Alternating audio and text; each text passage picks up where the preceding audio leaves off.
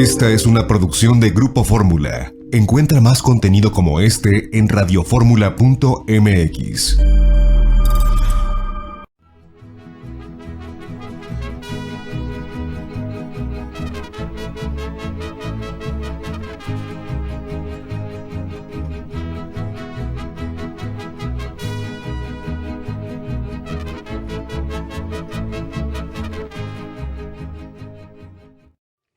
Amigas y amigos, muy buenas tardes tengan todos ustedes. Los saluda con el afecto de siempre José Manuel Villalpando, aquí en una emisión más de su programa La Historia que Quiero Vivir, que estamos transmitiendo como todos los sábados a las 4 de la tarde, que es la hora de la historia, a través de los micrófonos y frecuencias de Radio Fórmula. Ya lo saben, en el 103.3 de FM, en la 970 de AM, ambas emisoras aquí en la capital de la República, en un programa que se transmite a muchas, cada vez más ciudades de nuestro país y que llega aún al extranjero, a los Estados Unidos de América, a Canadá, a Puerto Rico y naturalmente a todo el territorio nacional y a todo el mundo donde hay internet. También pueden ustedes localizarnos en la página de internet www.radioformula.com.mx, que es muy fácil de sintonizar y que está a sus órdenes.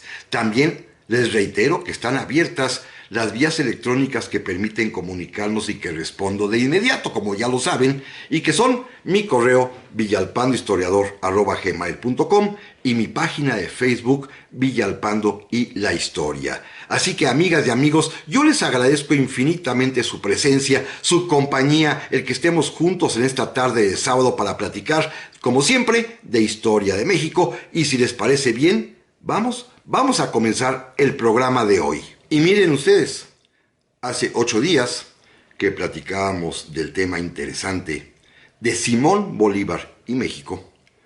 Por lo visto llamaron la atención algunas frases que dije, porque he recibido en esta semana varias comunicaciones, bien sea en mensajes o por correos electrónicos, de amigas y amigos del auditorio a quienes les atrajo, les llamó la atención el que Simón Bolívar haya predicho, haya pedido, haya insinuado, haya claramente y expresamente mencionado que los países hispanoamericanos que se independizaban de la madre patria española necesitaban, para ser bien gobernados, de presidentes, quizá vitalicios, pero con una característica muy especial: que encabezaran gobiernos benévolos, paternales, porque de alguna manera Simón Bolívar entendía que esa era la tradición política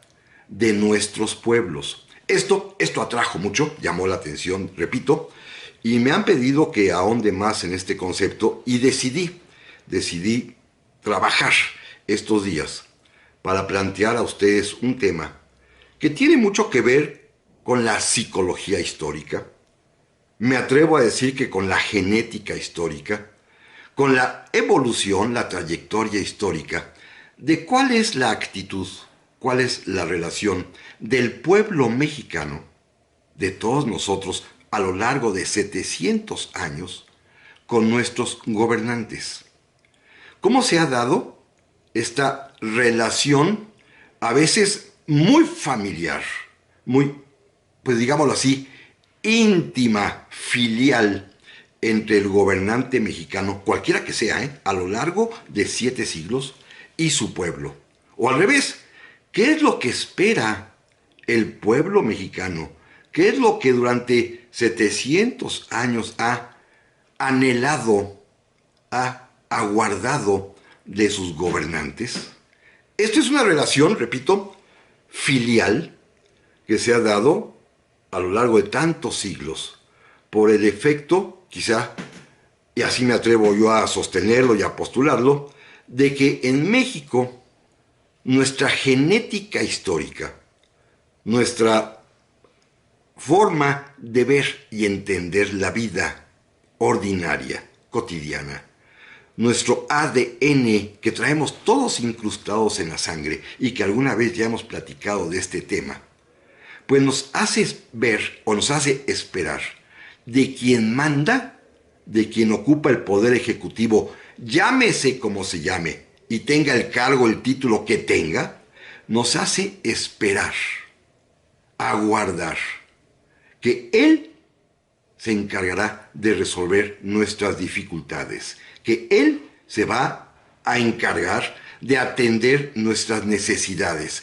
que él nos va a resolver nuestros problemas. Esto ha sido una constante histórica a lo largo de 700 años, quizá en buena medida fomentada por el propio titular del Poder Ejecutivo, repito, sea quien sea un tlatoani, sea el rey de España, sea un presidente de la República. Sea, quien se ha sentado, y utilizaré una metáfora totalmente coloquial, quien se ha sentado en el equipal del tlatoani, en el trono del rey o en la silla del presidente, como que se ha transfigurado y ha asumido que tiene como misión justamente cumplir con ese gobierno paternal y benefactor que decía Simón Bolívar, aunque muchos de ellos no supieron jamás, por supuesto, de Simón Bolívar, algunos porque fueron previos a él y otros porque tampoco sabían historia, así que no sabían, pero quizá Bolívar atinó, acertó a señalar una característica común de los pueblos hispanoamericanos que desde su punto de vista, al parecer, cuando afirmó que era necesario un gobierno paternal, benévolo, benefactor, quizá tuvo razón al decir que son pueblos que están necesitados de un gobernante, que son pueblos que tienen la urgencia de ser atendidos por este personaje, por quien ocupa el poder. Ese es el tema que quiero plantearlo, por supuesto, desarrollando a lo largo de la historia mexicana esta posibilidad de poder afirmar, a final de cuentas, que tenemos una relación muy singular con nuestros gobernantes y que siempre ha sido así. Una relación, repito, paterno-filial, una relación de la cual esperamos que nos resuelvan nuestros problemas. Miren, para poder enfrentar y atacar este tema, pues aparte de utilizado esta metáfora curiosa de los sillones en los que se sientan los gobernantes, el equipal azteca, el trono del rey, la silla presidencial. En el caso mexicano, además, también, si se fijan, hay una constante hasta territorial del terreno propio desde donde el gobernante ha ejercido el poder en beneficio, se supone, de todos los demás, de sus gobernados. Fíjense qué curioso, pero la casualidad histórica mexicana indica que el mismo predio, el mismo terreno en donde se encontraba el palacio o las casas de Moctezuma en Tlatoani, allí mismo se edificó después el Palacio Real o Palacio Virreinal, y allí se transformó en Palacio Nacional, y allí vive el presidente de la República, como vivieron muchos de sus antepasados en la silla presidencial, pero como vivieron también durante 300 años los virreyes que representaban al rey, y durante 200 años previos todavía a esto, los tlatoanis, que eran los máximos gobernantes. Es el mismo lugar, no es el mismo edificio, pero sí es el mismo terreno, un predio que tiene esta vocación indudablemente de ser la sede del poder ejecutivo, desde donde este hombre, sea tlatoani, sea rey o virrey, sea presidente de la República, se encarga de remediar y resolver los problemas del pueblo. Así lo ve la gente. Por esa razón, el presidente actual, y lo digo con toda franqueza y con todo reconocimiento a una visión histórica, decidió volver a habitar el Palacio Nacional, que ya había sido abandonado desde hacía mucho tiempo por los presidentes de la República, que vivían su vida, digámoslo así, personal, privada, en la residencia oficial de Los Pinos, desde hace muchísimo tiempo, y antes en Chapultepec. El último presidente que sabíamos que había habitado las dependencias propias de Palacio Nacional lo fue el presidente Manuel González. A partir de ahí, ya en el siguiente mandato de don Porfirio, cuando se casa con Carmelita Romero Rubio, se van a vivir de manera personal, ya sea a la casa de Cadena, cerquita de ahí, o al castillo de Chapultepec. Y abandonaron la residencia que había dentro del Palacio Nacional, misma que fue retomada ahora por el actual presidente de la República, con una clara visión histórica de este concepto, repito, de que el predio, el terreno donde está el Palacio Nacional, es el terreno que tiene esa vocación desde allí se ejerce el poder. Estas metáforas me permiten, pues, simplemente señalarles a todos ustedes que hay varias etapas, que hay varias, pues, tramos históricos de cómo se ha ejercido este poder paternal. Miren, por supuesto, vamos a comenzar con la época de los aztecas, con la época de los mexicas, para entender lo que hace el Tlatoani. Luego enseguida viene una época que es, aunque a ustedes les parezca extraño, muy similar a la época azteca, que es el tiempo en el cual gobernó la Nueva España los reyes de la Casa de Austria. Es decir, entre 1521 y más o menos 1700 y algo, avanzado el siglo XVIII, cuando los reyes de la Casa de Austria, o los que lo siguieron, mantienen todavía los principios gubernativos que tienen estos reyes. Luego viene un cambio radical, un cambio dramático, pero de esto vamos a platicar, amigas y amigos, si a ustedes les parece bien, en un momentito más. Ya estamos aquí, amigas y amigos, para el segundo bloque del programa de esta semana, en el cual estamos tratando de empezar, porque todavía no empiezo en realidad, a platicar sobre un tema que me han sugerido muchos amigas y amigos que me hacen el honor de escucharme, de profundizar en esta, pues de alguna manera, profecía de Simón Bolívar, que por lo visto hasta el día de hoy en su propia Venezuela natal se cumple, de que los presidentes deben ser, además de vitalicios, deben ser hombres que se preocupen por el bienestar, por obtener un gobierno protector y benefactor. Así que, para aplicarlo esto al caso mexicano, estamos haciendo un rápido análisis de esta genética histórica, de este ADN histórico que los mexicanos tenemos, seguramente incrustados en nuestro ser nacional, y que nos hacen esperar, aguardar todo de quien nos gobierna. Llámese Tlatoani en época azteca, el rey o el virrey en la época de la Nueva España o de los presidentes de la República ya en nuestro tiempo independiente. Habíamos comenzado hace un momento con la descripción de las diversas etapas que incluye este análisis que pretendo hacer y que comienzan, por supuesto, en la época mexica, cuando los tlatoanis gobernaban. Esto ocurre, para fijar una etapa temporal, entre el 1325, que se funda la Gran Tenochtitlan, y 1521, que finalmente cae y es conquistada la Nueva España, para pasar a una segunda etapa que, repito, y ahorita lo empezaremos a examinar, aunque les parezca increíble, es muy similar a la anterior, esta vez encabezada por el rey de España y por su representante aquí, que es el virrey, durante el gobierno de la Casa de Austria, entre 1521, es decir, con Carlos V, y hasta poco después, mediados del siglo, digámoslo así, XVIII, ya con la Casa Borbón, hasta que finalmente sube al trono el rey Carlos III, allá por 1759. Esto va a dar pie a una tercera etapa muy distinta a las anteriores, en las cuales el rey se convierte en un déspota ilustrado, que en términos de cronología corresponde a lo que sucedió en México entre 1760 más o menos y hasta 1821, cuando nos volvemos nación independiente.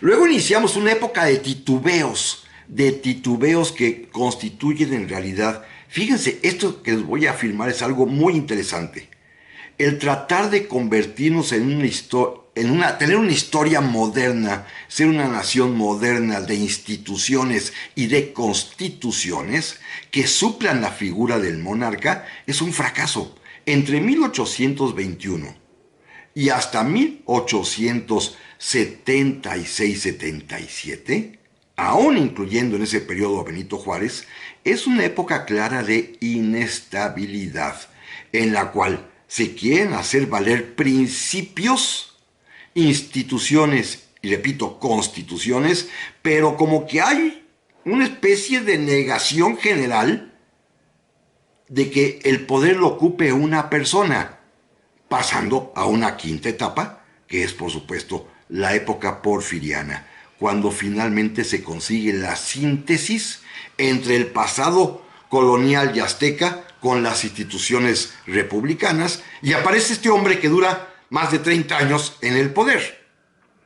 Esta etapa terminará en realidad a partir de 1917, cuando comienza un nuevo trayecto, un nuevo tramo, que tendrá también titubeos muy serios y que no va a permitir que se consoliden esta forma de ser presidencial, porque a pesar de las leyes, a pesar de las constituciones, siempre hay un hombre que domina, hasta que finalmente en 1934, ya con la presencia de Lázaro Cárdenas, y hasta que termine el gobierno de José López Portillo, tendremos una especie de sistema presidencial a la mexicana, que es como una dictadura, que es algo así como una especie de paternalismo de partido, ejercido por un solo hombre, en un gobierno monárquico sexenal, y que a partir del presidente Miguel de la Madrid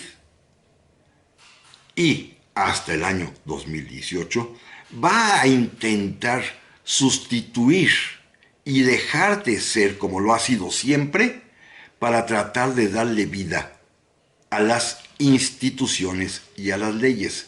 Lo que llaman neoliberalismo, en términos muy claros en esta genética histórica, es cuando el poder presidencial decide no ejercerlo con absoluta totalidad como era antes. Es cuando los presidentes deciden someterse a la ley, aunque parezca contradictorio lo que estoy diciendo, porque no tiene nada que ver con la corrupción, sino simplemente hay una especie de reconocimiento que la institucionalidad, que la constitucionalidad son más importantes. Y de nueva cuenta, a partir de 2018, regresamos otra vez al concepto antiguo.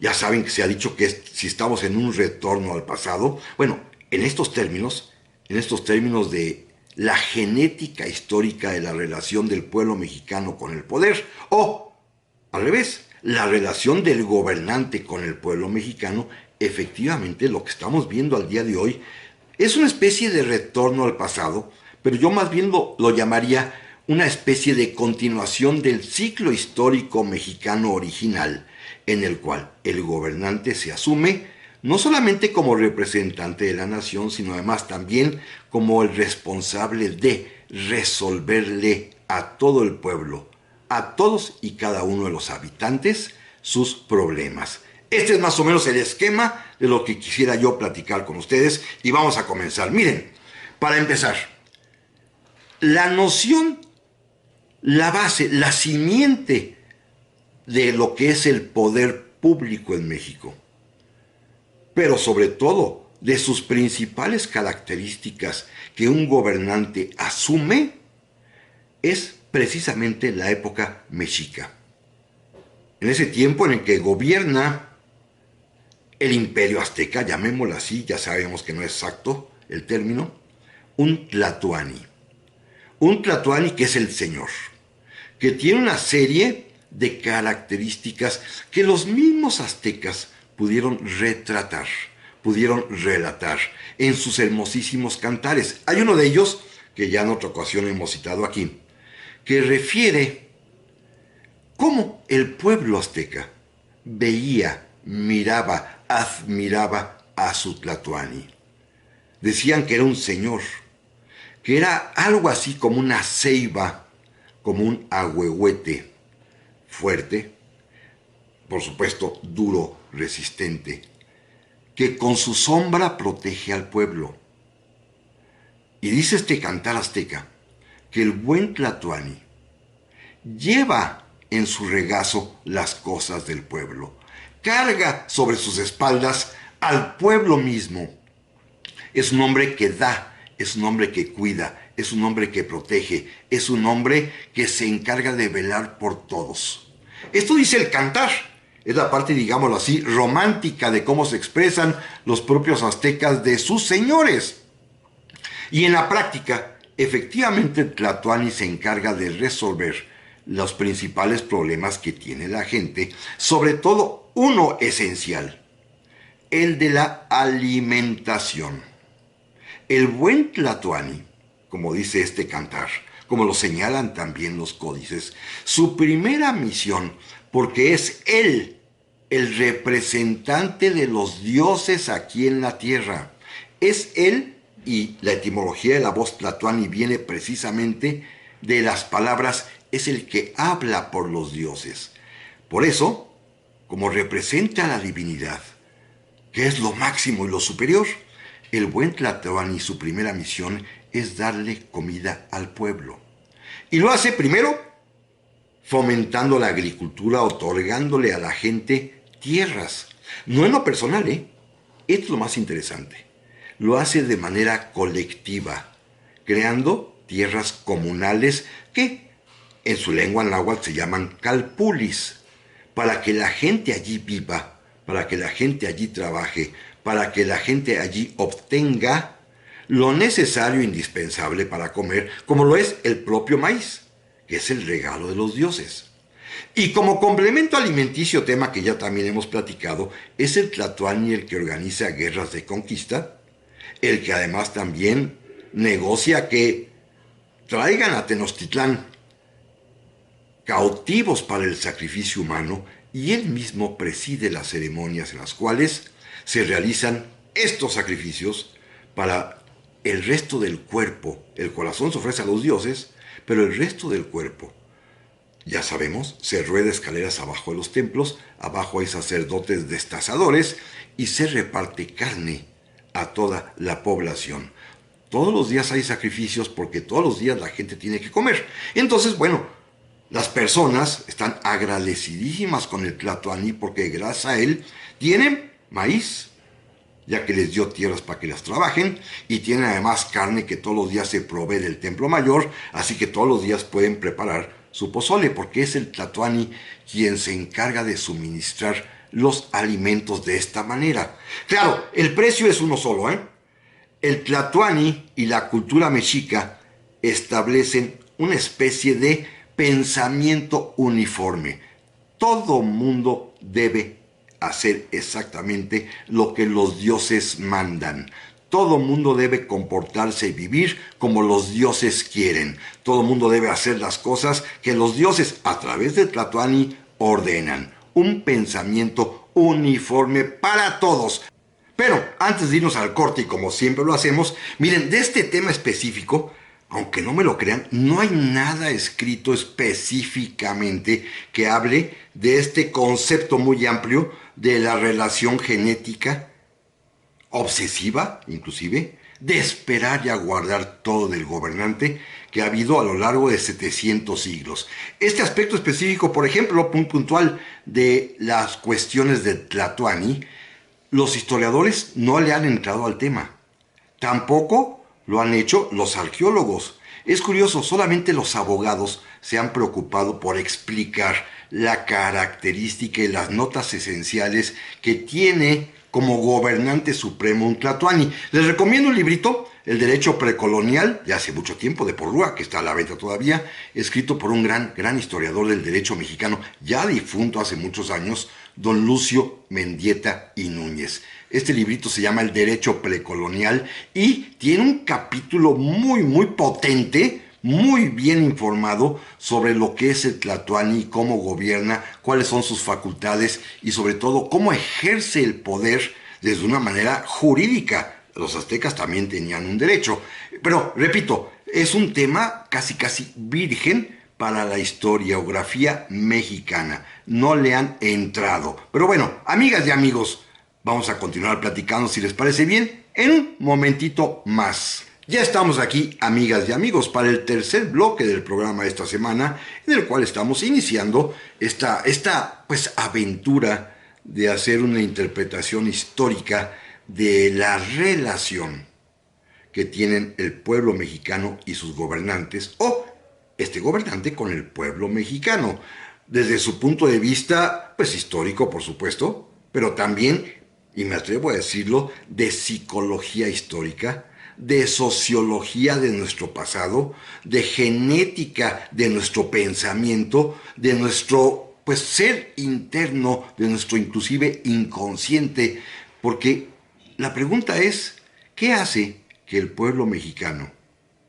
y en general los pueblos de Hispanoamérica esperen todo de su gobernante? Confíen en que su gobernante les va a resolver sus problemas. ¿Qué es lo que surgió? ¿De dónde surgió? ¿Cómo se concibió esta idea de atribuirle todo el poder al gobernante para que con ese poder nos resuelva todos los problemas? Inclusive hasta que nos saque de trabajar, ¿eh? Tal cual, así como lo estoy diciendo. Pero bueno, estábamos platicando hace un momento precisamente de la cuestión de los tlatoanis aztecas, y decía yo que tienen esta concepción de asimilarlo a a un ahuehuete, a una ceiba frondosa que cubre con su sombra al pueblo, porque Tlatoani lleva a ese pueblo en su regazo, en sus espaldas. Él se encarga de proveerlo todo, de cuidarlo todo, y por lo tanto, la necesidad fundamental, que es la alimentación, él la cumple, ya sea otorgando tierras a las comunidades, tierras comunales, los calpulis, o bien también proveyendo de alimento, de proteína, a través de los sacrificios humanos, que no pienso ya detallar, lo que lo hemos platicado en varias ocasiones. También decía yo en el bloque anterior que los tlatoanis y la cultura en general mexica crean un pensamiento uniforme. Y esto es algo en lo que quiero detenerme tantito. Esta idea de la uniformidad en el actuar proviene de que para ellos, y según se desprende de los códices, la manera de vida, la forma de comportarse, ya sea en lo individual y en lo social, para los mexicas o aztecas, es una manera correcta que fue diseñada, pensada por sus dioses. Y los dioses hablan a través de Tlatoani, quien es el que les dice lo que los dioses quieren, de ahí su gran poder. Ellos creen absoluta y firmemente que Tlatoani está hablando en nombre de los dioses, que es su representante personal y que es en realidad también un dios. Por eso no se le puede ni ver de frente, ni mucho menos tocar. Tiene un poder inmenso. Y para proveer lo que nos da a todos, o lo que les daba a todos, estableció este pensamiento uniforme que se representa a través, repito, de la creencia de que son los dioses quienes crearon la forma de vida en que deben comportarse los humanos. Cualquier desacato, cualquier violencia, cualquier tipo de delito, llamémosle así, es decir, una conducta en contra de lo establecido, se entendía como una especie de ofensa a los mismos dioses. Se había roto el orden divino creado por ellos allá en el firmamento. Ellos habían pensado cuál es la manera correcta de vivir. Y quien lo viola, quien lo rompe, pues es un criminal. Es curioso, miren, para mantener el pensamiento uniforme, y en los propios códices aztecas aparece, hay dos maneras, dos delitos, por los cuales se enjuicia y se castiga con la pena de muerte a quienes delincan, a quienes los violen. Miren, a aquella persona que hace hechicerías, sortilegios o cualquier tipo de invocaciones para que haya mal en la ciudad, para que se cause algún mal a Tenochtitlan. Fíjense qué abierto es esto, ¿eh? ¿Cómo se puede demostrar que alguien hizo un sortilegio, una hechicería o invocó fuerzas para causar mal? A esta persona se le aplica la pena de muerte. Así de sencillo. ¿Qué significa esto? Pues significa que aquella persona que inclusive piense algo malo, del Tlatoani, lo matan. Es un tipo penal abierto. Cabe cualquier tipo de interpretación. Baste con que una persona sea acusada, por supuesto, por el órgano encargado, que es el propio gobierno del Tlatoani, de que ha causado mal a la ciudad, de que ha hecho hechicerías para causar mal a todos, para que esa persona sea enjuiciada y condenada a muerte. Y también tiene la misma pena de muerte aquella persona durante la época azteca, fíjense cómo trascienden y llegan hasta nuestros días estos conceptos, aquellos que pacten con el enemigo, aquellos que se entiendan con el enemigo, aquellos que hablen con el enemigo, y el enemigo son los vecinos, los que piensan diferente, tienen pena de muerte. Esta es la manera como los tlatoanis aztecas, como los mexicas, construyen este pensamiento uniforme. ¿Alrededor de qué? De la creencia esencial en los dioses, en su vocero que es el Tlatoani, y en que todos deben actuar conforme los dioses pensaron que debemos vivir los humanos. Aquí es indudable que es el Tlatoani, independientemente de su concepción religiosa, es el Tlatoani el hombre poderoso que resuelve los problemas del pueblo a través de estas medidas prácticas de dar alimentación y a través también de estas medidas rigurosas de mantener el pensamiento uniforme. Esta es la forma tradicional de vida de nuestras comunidades indígenas ancestrales, de nuestros pueblos originarios. El Tlatoani tiene muy claro su papel, y el pueblo confía, y el pueblo espera, y el pueblo aguarda en que el Tlatoani, esa ceiba frondosa que da sombra, que carga en sus hombros al pueblo, que lo lleva en su regazo, el Tlatoani, este padre protector, fíjense, nos lleva en el regazo, como dice el propio cantar azteca, el Tlatoani cumpla con su misión esencial, que es la de procurar el bien, el bienestar. Esto se asemeja muchísimo a lo que seguramente ocurría en otras poblaciones originarias en toda América, y regreso a lo que comentaba en el primer bloque. Quizá por eso también Simón Bolívar, que sí sabía historia, había percibido, había captado este sentir de que los pueblos americanos tienen en su sangre, tienen en su ser esta necesidad de un gobierno protector, de un gobierno paternal que se encargue de solucionar sus necesidades, de remediar sus problemas. Pero bueno, esta idea azteca, fíjense, esto es interesante, pasó tal cual a la época colonial o novohispana.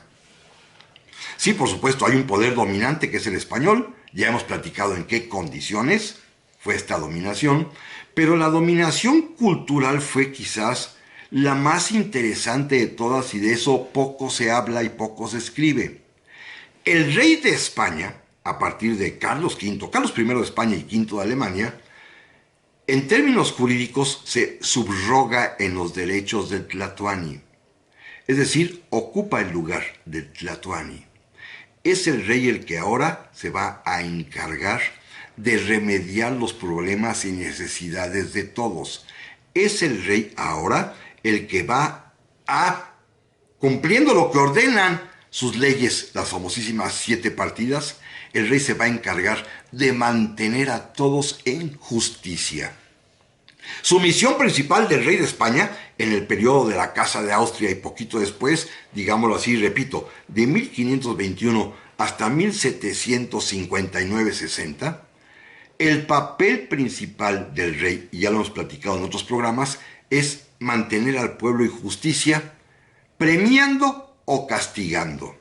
¿Qué es lo que hace el rey de España? Lo primerito, lo mismo que el Tlatoani, repartir tierras, darlas en comunidad, en tierras comunales a los pueblos originarios, a los pueblos llamados de indios.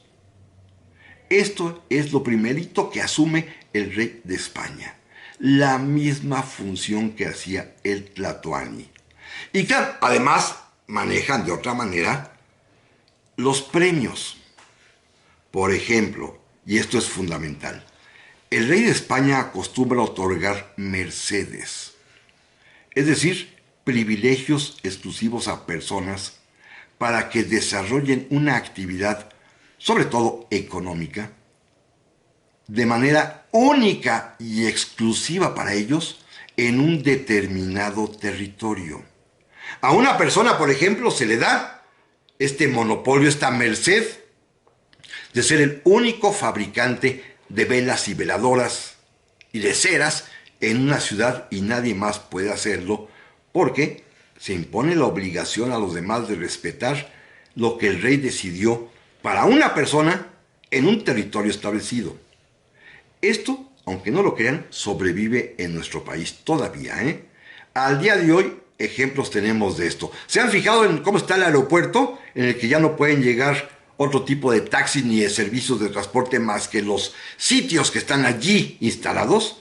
Bueno, esto es totalmente una reminiscencia colonial. Pero de esto, amigas y amigos, vamos a platicar en un momento más. Ya estamos aquí, amigas y amigos, para el cuarto y último bloque del programa de esta semana, en el que iniciamos esta travesía de hacer una interpretación histórico-genética, psicológica, sociológica de nuestro ADN para entender estos 7 siglos de relación tan peculiar que los mexicanos tenemos con nuestros gobernantes, o al revés, los gobernantes con los mexicanos, porque, y en términos, y repito por lo que comenzábamos, en términos de Simón Bolívar, quien fue quien mejor describió esto a mi juicio, nuestros pueblos hispanoamericanos, por supuesto el mexicano también, requiere de un gobierno paternal.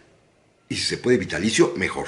Así lo decía el propio Simón Bolívar, según platicábamos hace 8 días.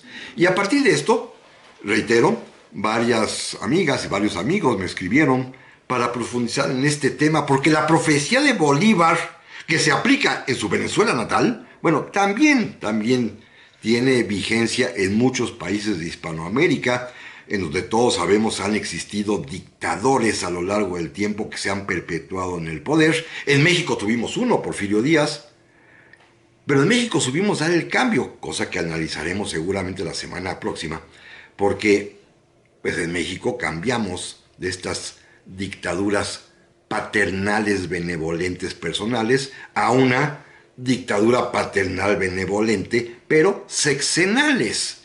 Esta fue la tónica que en su momento también describiría Mario Vargas Llosa, este escritor peruano-español que obtuvo ya el premio Nobel, quien definió la época del sistema político mexicano priista como la dictadura perfecta, porque era sexenal, era movible. Pero bueno, ese tema lo vamos a ver, si Dios lo permite, la próxima semana. Déjenme concluir con el asunto del rey de España en la época de la Casa de Austria.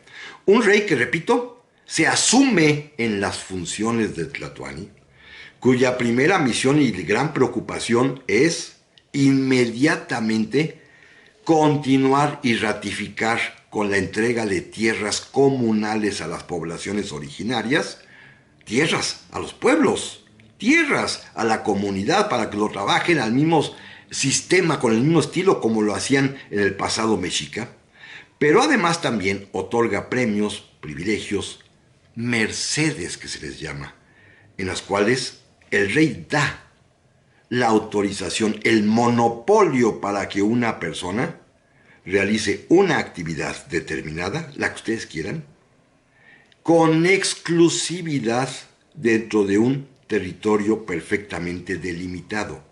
Ponía yo el ejemplo de las fábricas de velas y veladoras, que hay una en cada pueblo, sí, pero nada más había una, la que el rey autorizó, y solamente esa persona puede hacerlo y los demás tienen prohibido competir. No hay libertad económica, no hay competencia, hay monopolios.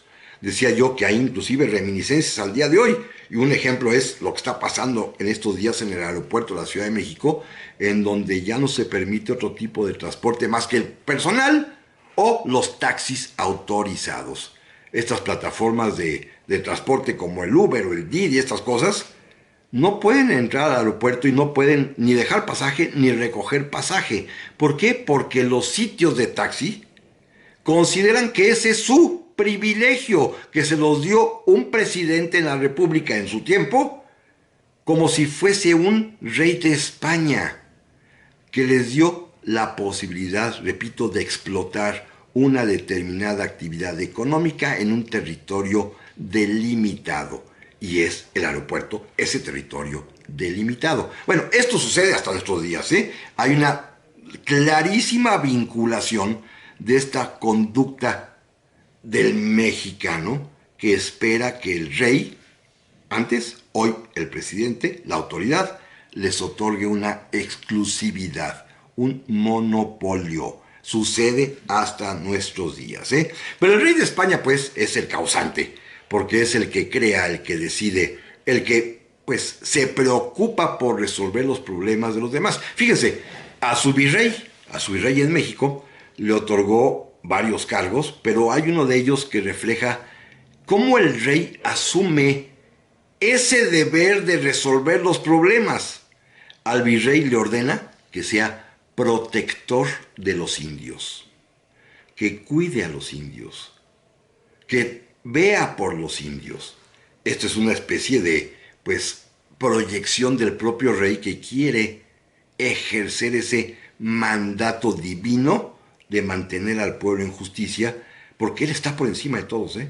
Pero a veces se equivoca. Y entonces los reyes de España también, y esto ya en alguna ocasión lo habíamos platicado, nos legaron, además de esta, pues, reiterada conducta esperada del gobernante de suministrarnos los satisfactores elementales, el rey de España nos legó otra cosa que es bien importante a nuestros días: el derecho que sentimos los mexicanos de desobedecer la ley, de no acatar las leyes, de no cumplir con las leyes.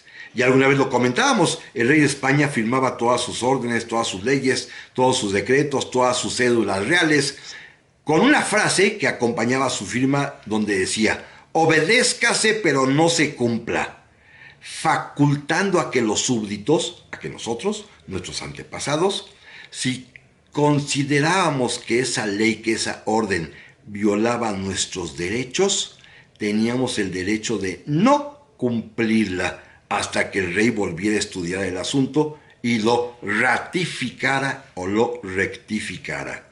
Este es un tema fundamental para poder entender la psicología histórico-social de los mexicanos, que tenemos la convicción en nuestro fuero interno, en nuestro inconsciente, de que la ley, si no nos gusta, si nos lastima, si nos ofende, la ley no debemos cumplirla. Ejemplos hay todos los días en nuestras calles, ¿eh? Simplemente baste con ver las casetas tomadas, baste con ver cualquier otro tipo de forma de rechazo a la ley, que lo tenemos totalmente engendrado en nuestro ser desde la época colonial, cuando los reyes de España tuvieron esta ocurrencia de permitir que los súbditos no cumplieran con las leyes y sentían que esto los afectaba. Pero además también a los reyes de España les debemos esta sensación, esta especie de singularidad de cada uno de los mexicanos, de sentirnos todos iguales, sí, porque todos tenemos el derecho de no cumplir la ley, pero diferentes porque todos queremos que la ley se nos aplique de manera personalísima, de manera distinta, privilegiando nuestro propio ser. Los reyes de España introdujeron en la Nueva España, en nuestro México, el sistema de los fueros. Esta posibilidad de que cada quien sea juzgado con sus propias leyes, con sus propios jueces, porque los reyes de España creían que existía una desigualdad natural. No significa esto que haga menos a las personas, significa que cada quien es distinto a los demás y por lo tanto debe ser enjuiciado, juzgado por leyes diferentes, las de cada uno. Fíjense qué singular forma de ver la vida que se nos quedó totalmente metida en el ser nacional.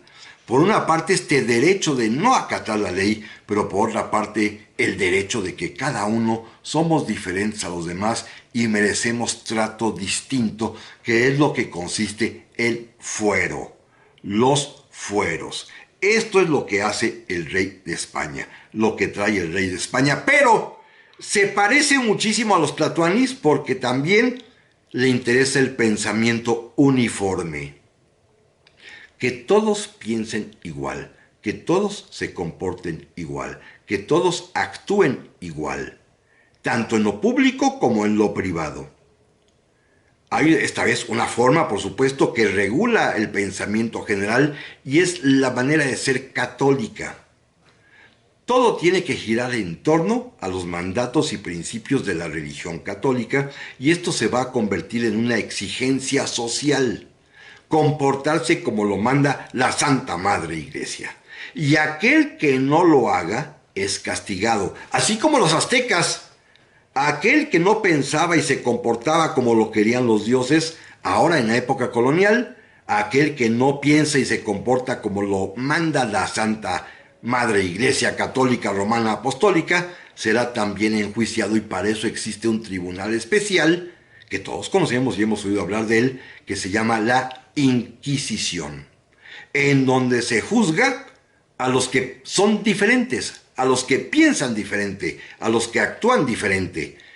En una época, a los que eran llamados judaizantes, en otra época a los protestantes, más adelante a los ilustrados, después a los insurgentes, pero durante todo el tiempo a los que cometían actos, digámoslo así, no aceptables de vida sexual. A todos ellos la Inquisición los perseguía, a todos ellos los castigaba. Claro, era más el impacto por la propia persecución y porque al encerrar a las personas en las prisiones, en las cárceles inquisitoriales, perdían los bienes porque se les embargaban para que pagaran su manutención. No tanto por los quemados, ya sabemos, y lo hemos platicado en otra ocasión, que solamente hubo 43 ajusticiados en la hoguera, pero el terror, el temor a la Inquisición como protectora del pensamiento único era esencial para los reyes de España.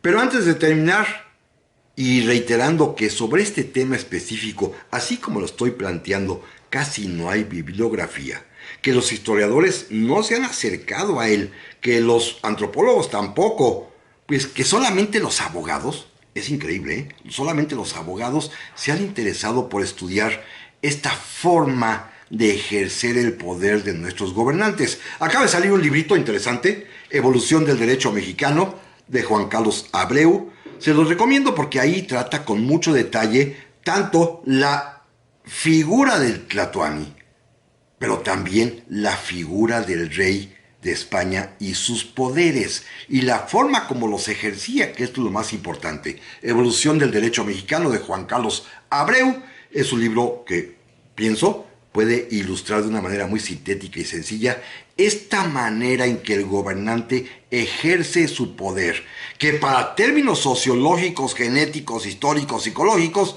es en realidad la forma como ejerce su gobierno paternal y protector. Tema que vamos a seguir platicando, amigas y amigos, si a ustedes les parece bien y ya con más detalle, acercándonos a la época actual, la próxima semana, primero Dios, por lo cual yo les agradezco como siempre su amable compañía, su presencia, su aliento. Gracias, amigas y amigos, y seguiremos con este tema de aquí a 8 días. Hasta la vista.